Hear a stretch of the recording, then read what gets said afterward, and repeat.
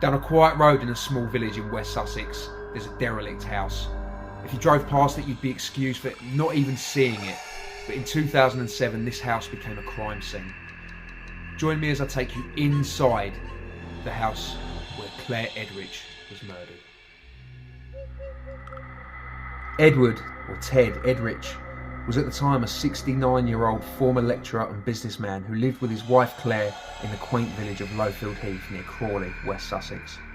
Ted and Claire had been married for a number of years and had 2 children named Claudia and Hannah, who were at the time adults in their 30s.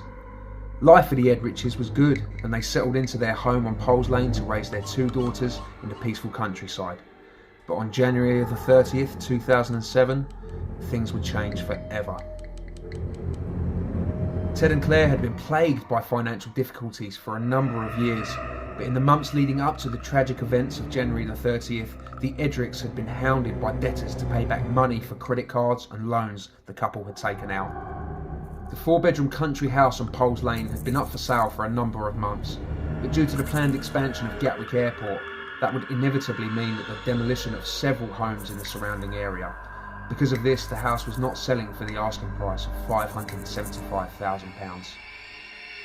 This all became too much for the couple, and both Ted and Claire started to suffer with mental health issues. Ted and Claire had been actively fighting the cause and trying to squash the bid for the new runway at Gatwick that had put them in such financial risk. However, even after help from the local government MP Laura Moffat and letters to the then Prime Minister Tony Blair, it seemed there was nothing the Derricks could do to secure their future. Ted told medical experts that he had begun hearing voices. They told him to kill himself and to kill his wife. He also said that the day prior he had flipped a coin to determine whether or not to kill himself. On the night of January the 30th, 2007, at around 6:15 p.m, Ted sat in his home office and prepared his shotgun that he used for shooting pigeons. By this point, Ted had run out of plans to get the couple out of debt, and the voices in his head telling him to end his and his wife's lives were stronger now than ever.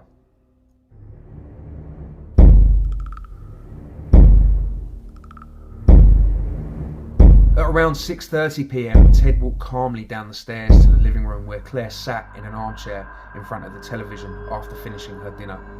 Without muttering a word, Ted walked over to his wife and pointed the shotgun at her head.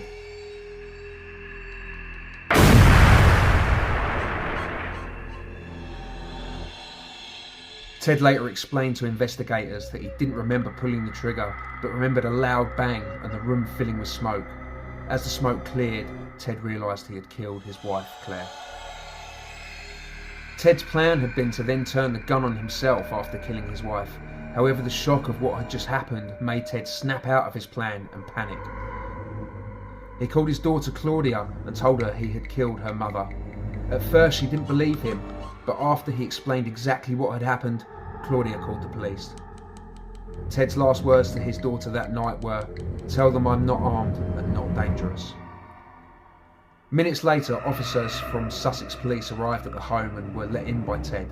They looked to their left and found Claire with a gunshot wound to her head and throat, sat in her armchair.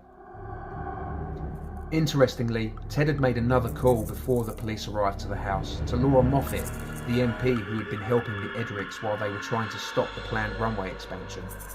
He told Moffat what had happened in an attempt to raise awareness of how serious the plans were to the local people. Claire was rushed to hospital where she was pronounced dead on arrival. Ted was arrested and 2 days later was charged at Crawley Town Court with the murder of his wife Claire. Ted was remanded in custody until his trial, which took place at Lewes Crown Court. Ted pleaded not guilty to murder, but Judge Richard Brown found Ted guilty of manslaughter due to diminished responsibility, and he was sent to a psychiatric hospital for treatment. After the trial, Ted and Claire's daughters made this statement: "Our parents pleaded for help but were given none.